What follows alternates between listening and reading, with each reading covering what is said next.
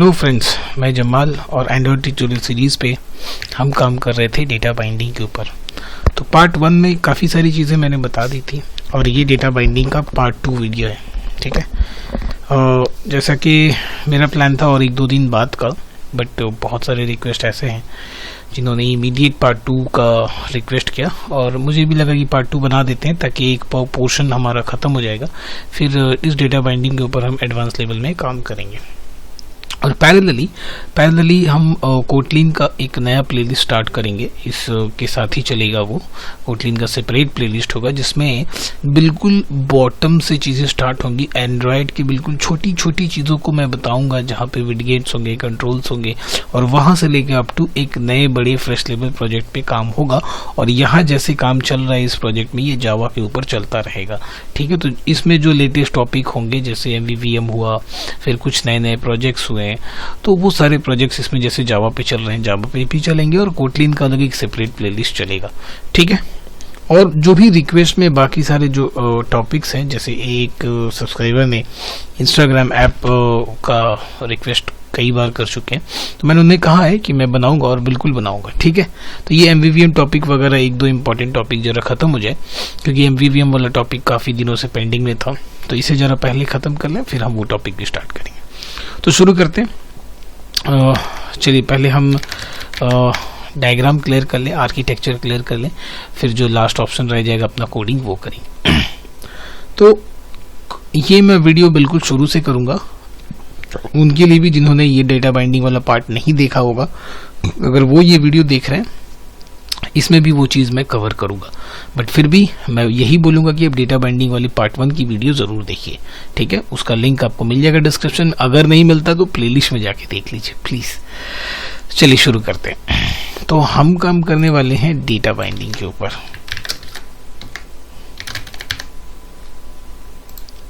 कैसे काम करता है, क्या करता है, वो समझते हैं। तो डेटा बाइंडिंग से पहले व्यू बाइंडिंग ने अपना काम कर दिया था। व्यू बाइंडिंग ने क्या बोला था? व्यू बाइंडिंग एक नई फीचर देके जाती है। शुरुआत XML से करते हैं। एज्यूम कर लेते हैं कि हमारे पास एक XML फाइल है, ये उसकी जावा फाइल है। तो पहले हम क्या करते थे, यहाँ पे हम टेक्स्ट बॉक्सेस बनाते थे, है ना। फिर हम रन टाइम में .java में भी उसके एक टेक्स्ट बॉक्स बनाते थे, फिर उन दोनों की रेफरेंसिंग करते थे फाइंड व्यू आईडी करके। बार बार हमें फाइंड व्यू आईडी करके रेफरेंसिंग लेनी पड़ती थी। उसके बाद हम उसके ऊपर कोड करते थे and it is getting reflected on this XML text view. तो अब हुआ क्या, बीच में एक बाइंडिंग क्लास आ गई।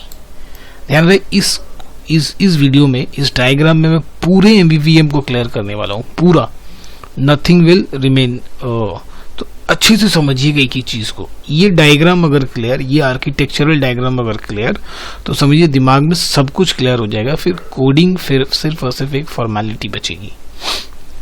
तो यहाँ पे हमें एक बाइंडिंग क्लास मिल गई। इस बाइंडिंग ने क्या किया, इस पूरे पोर्शन को कनेक्ट कर लिया खुद से। मतलब ये पूरा XML फाइल यहाँ कनेक्ट हो गया। अब इस XML के किसी भी कंट्रोल को अगर हमें एक्सेस करना है, तो यहाँ पे अब हमें ये कंट्रोल्स बनाने की ज़रूरत नहीं पड़ेगी। यहाँ हम डायरेक्टली इस बाइंडिंग का एक ऑब्जेक्ट बना लेंगे। मतलब मैं जस्ट एक नाम, जनरल नाम इस्तेमाल कर रहा हूँ, ध्यान रखिएगा।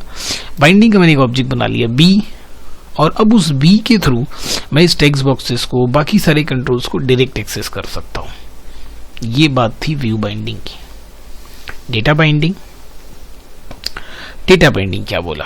डेटा बाइंडिंग बोला, उसके बावजूद भी क्या होता था कि हम यहां से इसके वैल्यूज को, सपोज b1.t1.setText ऐसे करके यहां से हम इनिशियलाइज करते थे। यहां से वैल्यू जो है जाके इनिशियलाइज होते थे। तो फिर प्लान किया गया, नहीं, जब हम डायरेक्ट एक्सेस कर पा रहे हैं तो यहाँ से, क्योंकि यहाँ से यहाँ पे रन टाइम में टेक्स्ट व्यू बनाना, एडिट टेक्स्ट बनाना बंद कर दिया गया कंट्रोल, तो अब इनिशियलाइज करना भी बंद कर देते हैं। मतलब वैल्यू को मॉडिफाई करना भी यहाँ से बंद कर दिया जाए। हर एक XML के लिए, इस XML में अगर एक टेक्स्ट व्यू है, इसमें आपको डेटा दिखाना है, तो इसके लिए हम एक स्पेसिफिक वेरिएबल यहां बना देते हैं v1, और उस v1 को इस टेक्स्ट से बाइंड कर देते हैं। ठीक है, ध्यान दीजिएगा v2, ऐसा डायग्राम आपको थंबनेल में भी दिखेगा, हाँ, जिससे मैं चीज रिप्रेजेंट कर रहा हूं कि हाँ चीजें ऐसे हो रही हैं। तो मान लेते हैं कि दो टेक्स्ट व्यू हैं, दो टेक्स्ट व्यू को मैंने यहां पे दो वेरिएबल से बाइंड कर दिया। स्टैटिक वेरिएबल, ये वेरिएबल आप XML में बनाओगे, और इस वेरिएबल को इनिशियलाइज करने का, सेट और गेट करने के लिए दो सेटर गेटर मेथड आपका ये बाइंडिंग क्लास ही प्रोवाइड करेगा। कौन प्रोवाइड करेगा भाई? यही सेटर। मान लेते हैं अगर v1 है तो सेट v1 गेट v1, ठीक है। v2 है तो सेट v2 और v2 और गेट v2। ये कौन प्रोवाइड करेगा? आपका बाइंडिंग क्लास ही प्रोवाइड करेगा। ठीक है, तो अब आपको क्या करना है, b1 से b1 के थ्रू आप सेट v1 लिख दीजिए, जो भी वैल्यू आपको देना है दे दीजिए। तो अब आप इस टेक्स्ट व्यू को डायरेक्ट यहां से इनिशियलाइज नहीं कर रहे, आप वैल्यू प्रोवाइड कर रहे हैं यहां से इस v1 को, और ये v1 किससे बाइंड है? इससे बाइंड है। इसने बोल दिया भाई इसका रिश्ता इसी से, किसी की सुनने वाली नहीं है ये, तो इसका रिश्ता सिर्फ उससे, तो मतलब ये v1 में कुछ भी मॉडिफिकेशन होगा it will get reflected to this. इस v2 में कुछ भी रिफ्लेक्शन होगा it will get reflected here.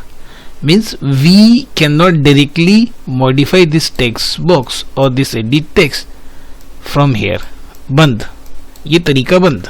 अब आपको क्या करना है, यहां से उन वेरिएबल्स को अब आप इनिशियलाइज कीजिए, मैनेज कीजिए, मॉडिफाई कीजिए, जिन वेरिएबल्स को आपने इस टेक्स्ट व्यू से, एडिट व्यू से बाइंड कर दिया।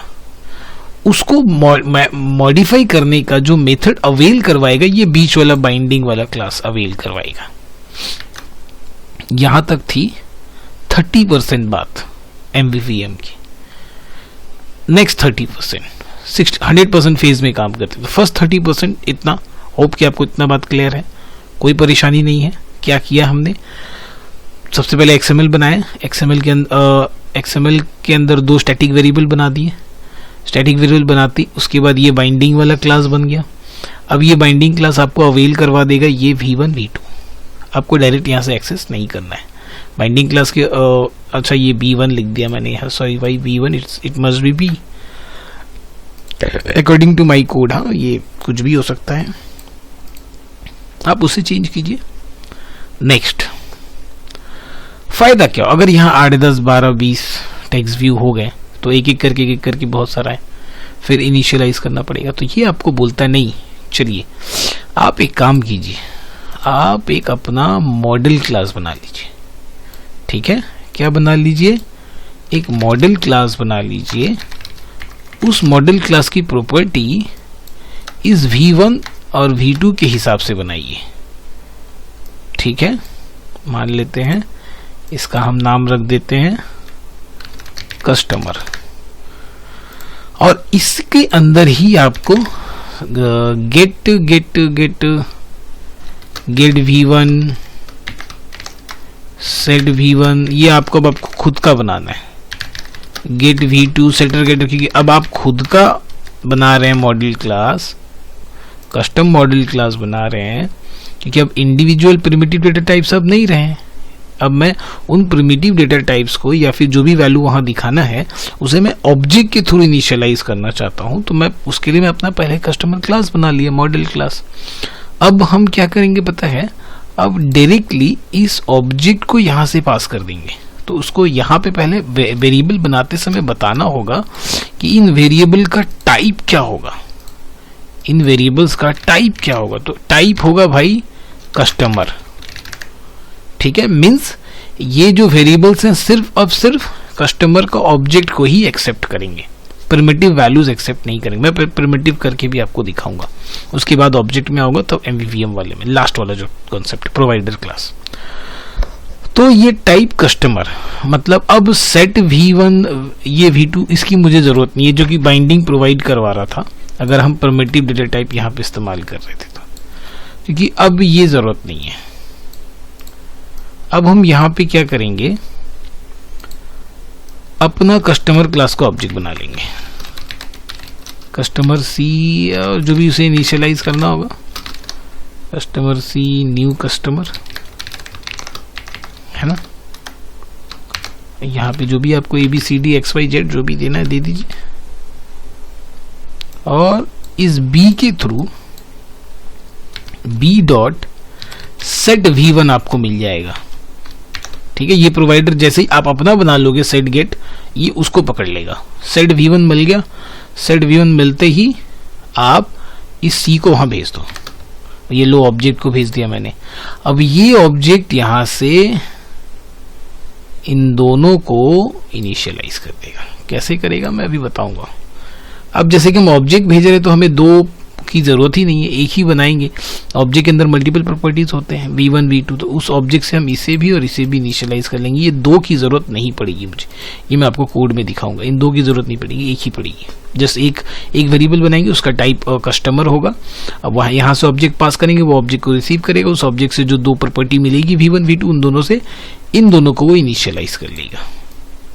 यहां तक वाली पूरी बात तो मैंने पिछले वाले वीडियो में बता दी थी पार्ट 1 में, बट ये बात मैंने क्यों बताई, अगर कोई डायरेक्ट ये वीडियो देख रहा है तो ठीक है। बट फिर भी मैं रिक्वेस्ट करूंगा, अगर आप नहीं देखे हैं तो पहले वो वीडियो देखिए, क्योंकि उससे मैंने और भी डिटेल से बहुत सारी बातें तफसील से बताई। ठीक है, अब आप सोच रहे हो कि इसे मैं बड़ा क्यों कर रहा हूं, क्योंकि आगे की बात बताने के लिए इस आर्किटेक्चर को बड़ा करना ही पड़ेगा। मैंने बताई थी ना, बोली थी ना कि ये MVVM का आधा हिस्सा मैं बता रहा हूँ, आधा आपको नेक्स्ट क्लास में बताऊंगा। यहां तक तो बात खत्म। अब MVVM का कहानी पूरा तब होगा जब आप ये जो पोजो क्लास है, मॉडल क्लास है, डायरेक्ट कनेक्शन बंद करवाइए। मतलब डायरेक्ट आप इसका ऑब्जेक्ट को नहीं पास करेंगे। ठीक है, बीच में हम बनाएंगे एक प्रोवाइडर क्लास। क्या बनाएंगे भाई, बीच में हम बनाएंगे एक provider. This would be our provider class. ठीक है, model view class, model view, ये मैं अपनी तरफ से एक नाम बोल रहा हूं, प्रोवाइडर, ये मेरा एक नाम है। हाँ, अब ये प्रोवाइडर क्लास डिसाइड करेगा, मतलब यहां पे हम इसके ऑब्जेक्ट को, मतलब इसके ऑब्जेक्ट को इसके अंदर इनिशियलाइज करेंगे, कस्टमर के ऑब्जेक्ट को, और कस्टमर के ऑब्जेक्ट को आगे भेजने के लिए, मतलब यहां पे जो हम सेट V1 कर रहे हैं, ये मॉडल क्लास के ऑब्जेक्ट के थ्रू यहां हम पास करेंगे। कहने का मतलब सीन सीधा है कि आपको एक बीच में प्रोवाइडर क्लास देना है। आपको ये डायरेक्ट कम्युनिकेशन बंद करवाना है। जो ये जो मॉडल क्लास से डेटा हम सीधे गेट 1 सेट 1 करके इनिशियलाइज कर ले रहे थे, नहीं, अब आप बीच में एक प्रोवाइडर दिए। फायदा क्या हुआ भाई प्रोवाइडर का, तो फायदा ये हुआ कल को जब हम लाइव डेटा, ये तो हमारा डेटा सोर्स है, हम समझ रहे हैं, यहीं से तो डेटा दे रहे हैं, लेकिन हमेशा हमें इतना छोटा वाला डेटा में काम थोड़ी करना है, हमेशा एक सिंगल ऑब्जेक्ट थोड़ी बनाना है। कल को हम काम करेंगे लिस्ट व्यू पे, कस्टम लिस्ट व्यू पे, रिसाइकलर व्यू पे, या फिर API के थ्रू डेटा खींचेंगे, तो उस समय तो ढेर सारा ऑब्जेक्ट आएगा ना आपके पास, एक एरे लिस्ट ही आ जाएगा ऑब्जेक्ट का, है ना। API से एरे ऑब्जेक्ट की लिस्ट आ जाएगी, तो उन सबको मैनेज कौन करेगा, ये वाला भाई साहब मैनेज करेगा।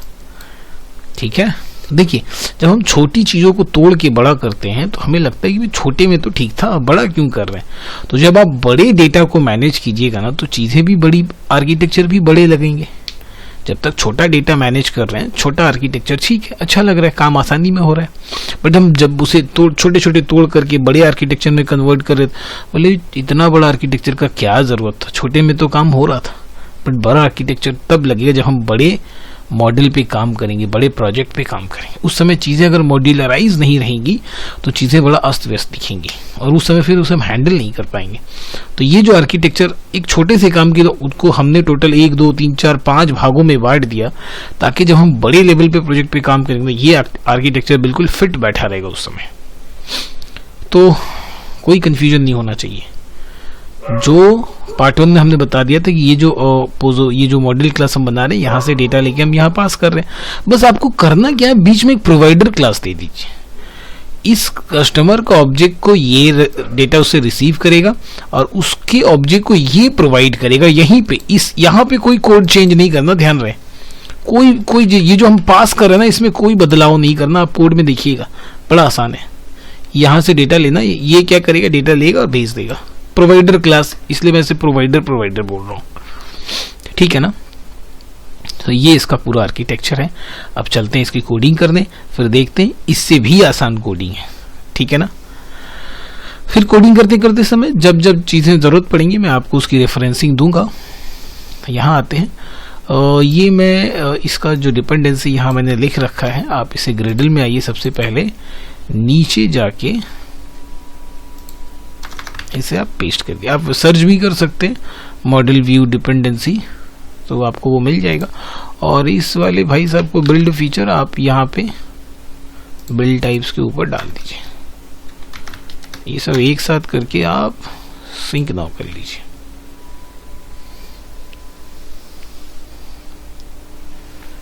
चलिए, एक बार वही हमारा काम हो गया, ठीक है। ये ध्यान रखिएगा, एक्सटेंशंस ये 2 अगर सही तरह से देंगे तभी आपको सारे क्लासेस मिल जाएंगे। अब 1-2 बातें फटाफट करते हैं जो मैंने आपको बताई हैं।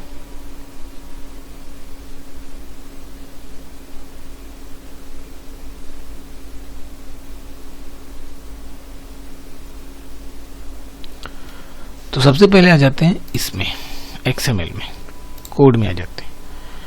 इसके ऊपर आप लेआउट का ऑब्जेक्ट इसको कट कीजिए, नीचे लाके रख लीजिए, ठीक है। ये जो 2 मेटा टैग हैं, ये सिर्फ पेरेंट के साथ ही रखेंगे इसको हम।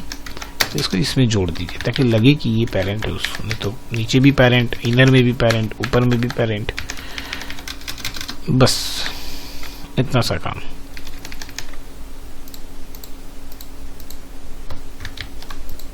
ठीक है। अब ये इसकी एक आईडी दे दीजिए, आईडी T1 हो गया। मेन एक्टिविटी में जी बाइंडिंग वाले क्लास को प्रोवाइड करवा देते हैं, ठीक है। तो अब यहाँ पे आप देखोगे तो आपको मिल जाएगा एक्टिविटी मेन बाइंडिंग, है ना। Main XML is equal to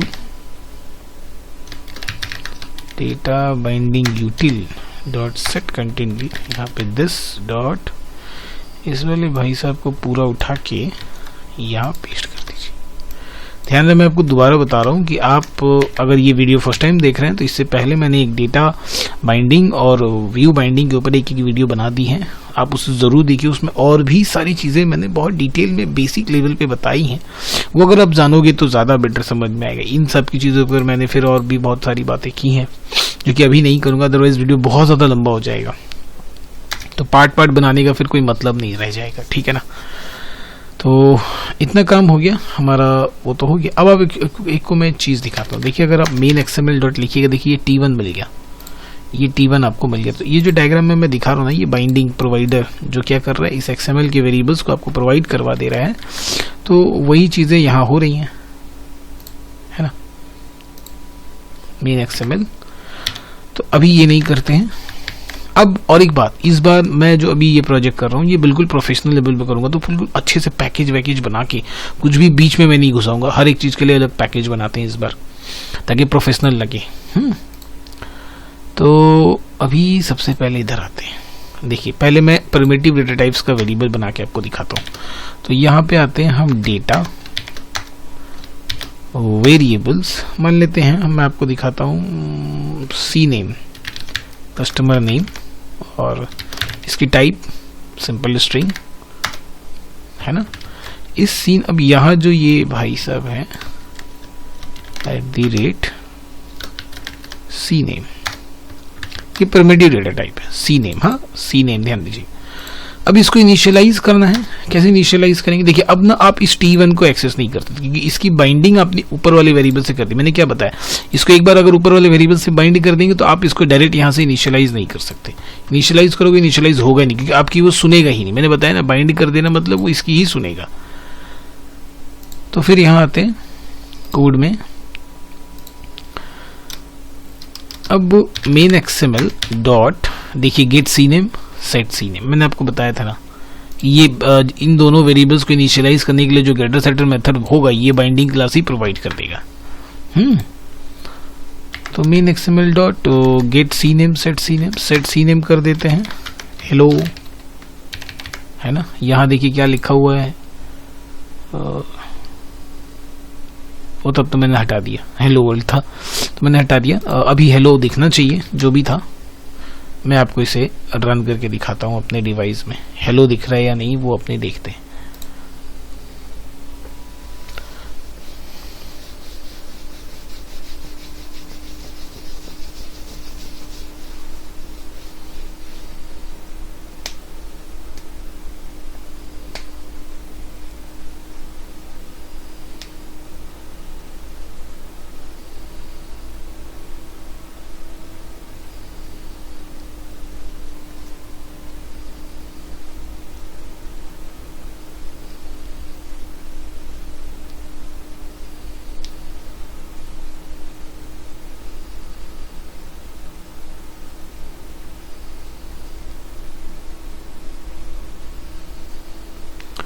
चलिए इंस्टॉल हो रहा है एप्लीकेशन, थोड़ा सा टाइम लेता है फर्स्ट टाइम इंस्टॉल होने में।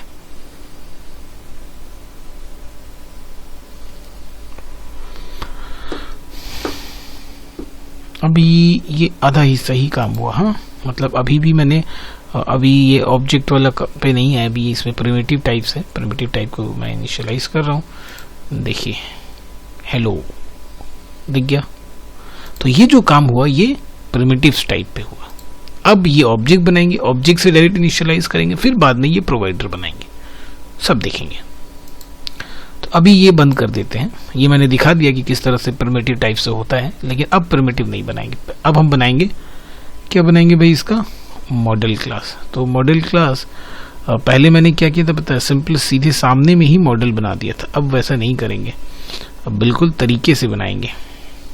तो अब आते हैं अपने इस पे, राइट क्लिक लेते हैं, एक पैकेज लेते हैं। कहाँ गया अभी पैकेज, दिस वन, मॉडल्स नाम दे दिया हमने। मॉडल्स में जाते हैं, राइट क्लिक करते हैं, न्यू जाते हैं, जावा क्लास कस्टमर। ये मेरा मॉडल क्लास का नाम हो गया कस्टमर। ध्यान रहे मॉडल क्लास के अंदर, मॉडल क्लास आप जब भी बनाइएगा फर्स्ट लेटर कैपिटल रखिएगा, ये तो काम नहीं करेगा।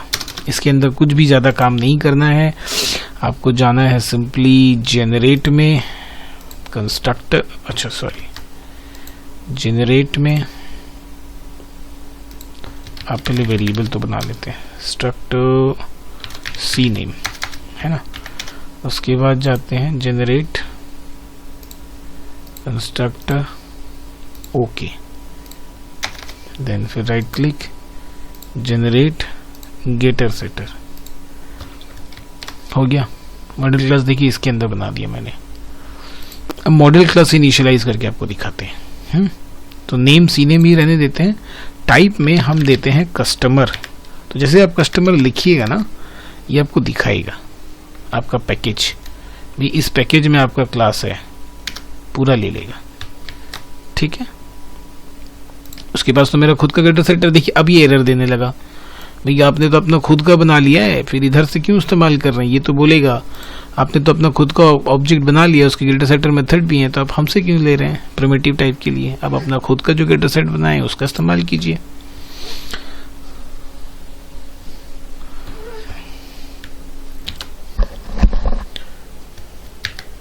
तो देखते, तो पहले हम ऑब्जेक्ट बना लेते हैं उसका। सो कस्टमर सी स्मॉल में ले लेते हैं, न्यू कस्टमर, यहाँ हम दे देते हैं बी जमाल। और अब देखिए, और ये जो मेन एक्सएमएल है dot set C name get C name, आपका वाला ही गेटर सेटर को ये प्रोवाइड करवा रहा है, ठीक है ना। तो सेट सी नेम कस्टमर, है ना। ये सीनेम मेरे पास है ना, देखिएगा मेरा मॉडल क्लास कहाँ गया भाई, दिस वन, देखिए गेट सीनेम सेट सीनेम, है ना, हो गया। अब यहाँ पे ये जो है, ये जो आप दे रहे हैं कस्टमर, ये तो अब ऑब्जेक्ट है, तो ऑब्जेक्ट का अंदर कौन सा भाई, ऑब्जेक्ट के अंदर ये सीनेम, ये हमें चाहिए। आप देखिए कस्टमर का कौन सा, ये सीनेम है। ये सेटर की अभी जरूरत नहीं, इस्तेमाल नहीं हो रही, इसलिए ये भाई साहब नाराज हो जाए।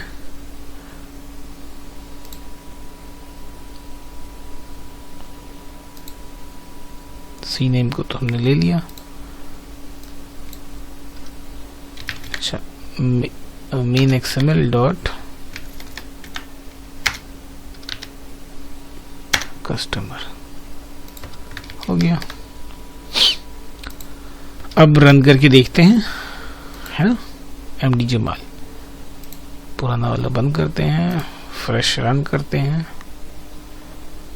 देखते हैं क्या दिखता है।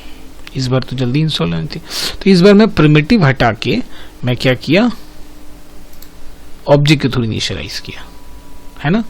ये हुआ काम आपका 60%, मैंने पहले प्रिमिटिव दे के फिर इस बिल्ड जो बाइंडिंग क्लास है उसके सेटर गेटर के हेल्प से उसे इनिशियलाइज किया, फिर प्रिमिटिव हटाया, मैंने खुद का अपना एक मॉडल क्लास बनाया, और उसके बाद मॉडल क्लास यहाँ पे जो टाइप है अब वो ऑब्जेक्ट हो गया, इस मॉडल क्लास का टाइप हो गया, और फिर इसके ऑब्जेक्ट को रिसीव कर रहा है, और उस अपने गेटर सेटर के हेल्प से मैं उसे इनिशियलाइज कर रहा हूँ, नीचे वेरिएबल में दिखा रहा हूँ।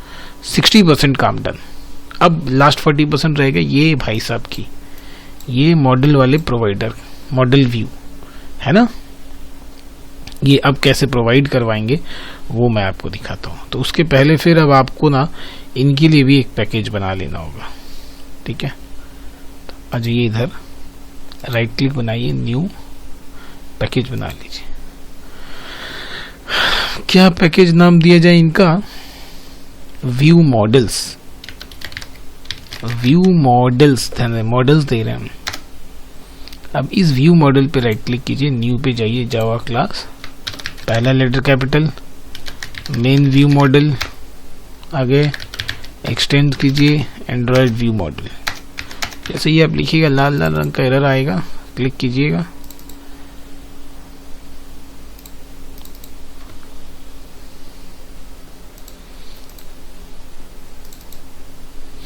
क्यों भाई कंस्ट्रक्टर आने का ऑप्शन क्यों नहीं दे रहे।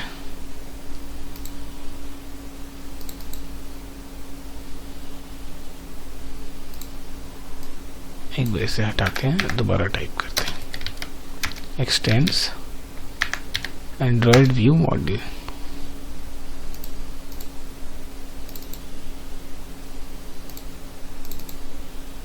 चलिए कोई नहीं, जब खुद से नहीं दे रहा तो अपने को क्या करना पड़ेगा, थोड़ा सा खुद से टाइप करना पड़ेगा। So public main view model constructor, हट गया एरर। कभी कभी ये ऐसा होता है, फिर उस समय ना आपको दोबारा ये क्या करना पड़ता, हमें क्लीन करके दोबारा बग करना पड़ता, डिबग, तो वो हो जाता। नॉट नल ले लेते हैं, एप्लीकेशन हो गया।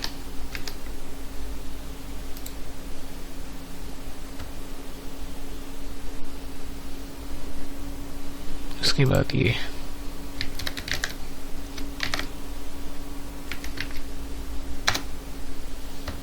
हट गया एरर, है ना। ये एरर आ रहा था, तो ये अगर हम दोबारा डीबग करके करते ना, प्रोजेक्ट को क्लीन करके दोबारा से इसका ये कर लेते हम, तो हो जाता काम, वो आने लगता है एरर, कभी कभी ये होता है। ये होने के बाद ये तो देखिए ये वाला काम बन गया मेरा। अब ये प्रोवाइड कैसे करवाएगा, तो ये इसका एक ऑब्जेक्ट अपने पास रखेगा और उसको ये रिटर्न करेगा। तो अब आप क्या करोगे, इसके थ्रू इसे इनिशियलाइज करोगे और उसे रिटर्न करोगे। देखते हैं, यहाँ पे हम एक ऑब्जेक्ट बना लेते हैं अपने, किसका, मॉडल क्लास का। तो कस्टमर आप लिखो, वो खुद ही बता देगा भाई कौन से पैकेज का। तो ये स्मॉल कस्टमर नाम ले लेते हैं, इस यहाँ पे आ जाते हैं हम, customer equal to new customer. अब आपको क्या इनिशियलाइज करना, देखिए मैं आपको क्या बोल रहा था कि ये प्रोवाइडर क्लास है। कल को जब हम लाइव में काम करेंगे तो हमें एपीआई से डेटा लेना होगा, हमें किसी अदर एपीआई से डेटा सेट मिलेगा, वो data set lots of object होंगे, ढेर सारा ऑब्जेक्ट हो सकता है, नेटवर्क से डेटा मिलेगा, किसी अदर सोर्स से डेटा मिलेगा, तो उस केस में यहीं पे डेटा फिल होगा, यही सारा काम करेगा डेटा को लाने का। उसके बाद ये प्रोवाइड करवाएगा उस सेट ऑफ ऑब्जेक्ट्स को, किसको, हमारे यहाँ पे मेन एक्टिविटी में, और यहाँ से वो फिर वेरिएबल्स को इनिशियलाइज होने चला जाएगा। तो यहाँ पे इस बार मैं फिर एमडी जमाल लिखता हूँ, और ये एक मेथड फिर भी हमें देगा पब्लिक कस्टमर गेट कस्टमर। क्या करेगा भाई, रिटर्न दिस डॉट कस्टमर। क्या बोला मैं, इनिशियलाइज का काम कर रहा और प्रोवाइड का काम कर रहा, मैं बोला था ना। देखिए इनिशियलाइज और फिर यहाँ से क्या हो रहा, प्रोवाइड कर रहा है, बस इतना ही काम है। अब और थोड़ा सा काम रह गया, ये बन गया। देखिए मॉडल व्यू मॉडल्स के अंदर मेन व्यू मॉडल मैंने मॉडल के अंदर कस्टमर बनाया। अब मेन एक्टिविटी में आते हैं, यहाँ पे आपको आपके मेन व्यू मॉडल का एक ऑब्जेक्ट बनाना पड़ेगा, बना लीजिए, ठीक है। उसके बाद इधर आ जाइए,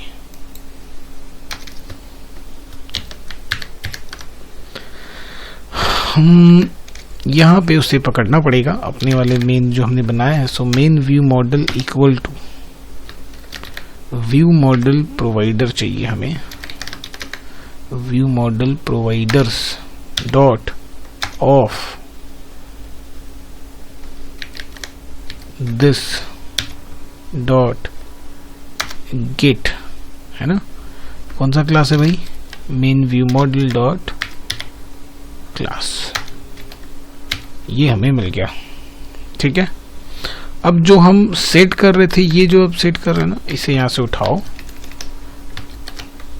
ये जो कस्टमर आप डायरेक्ट मिल रहा था, अब कस्टमर से नहीं मिलेगा, अब आपको मिलेगा मेन व्यू मॉडल, ये जो आपने बनाया है इससे आप गेट कस्टमर कर लो।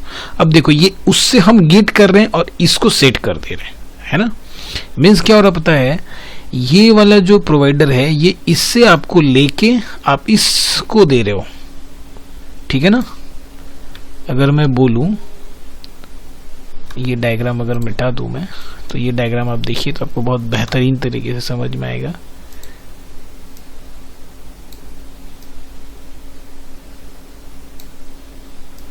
यहाँ पे ये देगा आपको, क्योंकि गेट v1 सेट भी मैंने, तो गेट v1 है ना,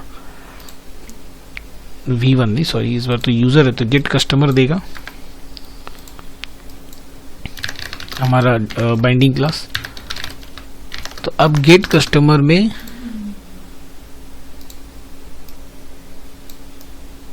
यहाँ पे हम ये जो हमारा मॉडल वाला प्रोवाइडर क्लास होगा, तो मैं प्रोवाइडर लिखता हूँ, हाँ, provider dot set customer,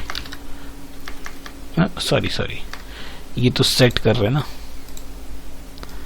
binding वाला क्लास तो सेट कर रहा है उससे, तो बाइंडिंग वाले क्लास को पकड़ के डॉट सेट कस्टमर, और उसके बाद प्रोवाइडर वाले क्लास को पकड़ के डॉट गेट कस्टमर, जो मैंने प्रोवाइडर के अंदर बना रखा है, प्रोवाइडर गेट कस्टमर।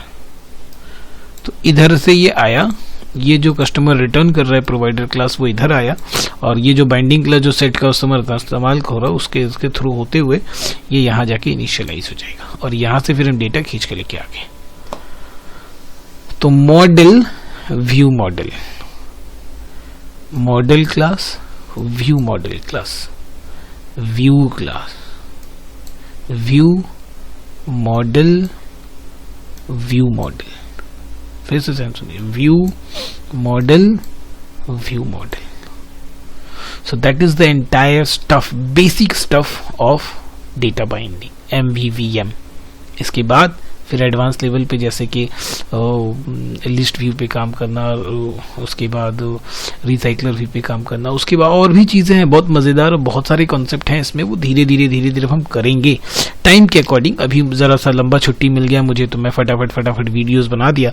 अभी फिर थोड़ा सा प्रोजेक्ट में अपने काम में बिजी हो जाऊंगा, तो फिर थोड़ा सा कम वक्त मिलेगा, बट वीडियोज़ ऑलवेज आएंगी, हमेशा आएंगे, हमेशा इस चैनल पर वीडियोज़ आएंगे, और वक्त के हिसाब से मैं अपने हिसाब से वीडियोज़ डालूंगा और नए चीज़ों वीडियो डालते रहूँगा। आप अपने रिक्वेस्ट डालते रहिए, जैसे जैसे रिक्वेस्ट में प्रोसेस कर पाऊंगा सारे रिक्वेस्ट प्रोसेस करूँगा। तो MVVM, अच्छा पहले एक बार आपको रन करके तो मैंने दिखा दिया ना। अच्छा, ये मेन मॉड्यूल करने के बाद नहीं रन किया। चलिए तो अब देखते हैं, एक बार रन करके इस प्रोजेक्ट को देखते हैं।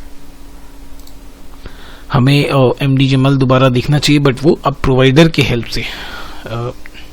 वाह, वेरी गुड। चलिए दिख रहा है। तो कितना खूबसूरत से सारी चीज़ें सज गई हैं। मॉडल पैकेज के अंदर मॉडल क्लासेस, व्यू मॉडल्स के अंदर व्यू मॉडल क्लासेस, बाहर में CS पड़ा हुआ है। उसके बाद ये view model provider class, customer Pozzo class, main activity, और यहाँ से किस तरह से सारी चीज़ें मैंने कनेक्ट की हैं ये आप सारा क्लियर हो गया। मैंने आउटपुट भी दिखा दिया, डायग्राम्स भी दिखा दिया।